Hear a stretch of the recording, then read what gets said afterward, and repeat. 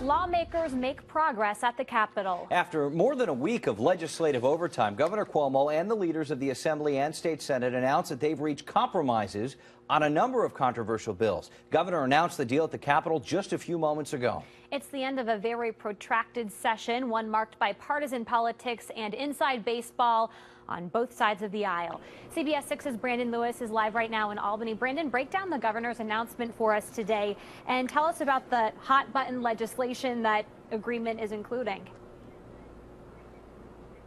Right. Well, the governor's news conference that he had just a few moments ago wrapped up. It was very similar to one that we heard on Tuesday. That one laying out the framework for today's deal. The governor saying that at this point the bills are still printing, if you will, or essentially making their way to the computers for the members, and we'll have an opportunity to go through every minute detail in there. It was mostly contained lots of provisions on that rent deal for New York City. That was a very hot button issue, really holding up and at the center of many of these negotiations. Also included a provision of several $1 million for schools down in Yonkers. It did not include the $100 million in upstate money that was discussed initially for the upstate schools, and they did not discuss MMA today. The governor, though, saying that he was very happy with the bill, along with the speakers in both the Assembly and the Senate.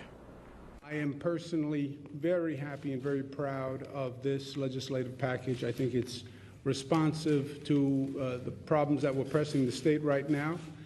I think it actually is a very robust and extensive legislative package of reforms that goes a long way towards making the state a better state. And both houses say they will vote on this bill today. The governor would use a message of necessity in order to make that happen. Both votes scheduled for later on this evening. Right now we're outside the Senate chambers, where the Senate has yet to make its way inside.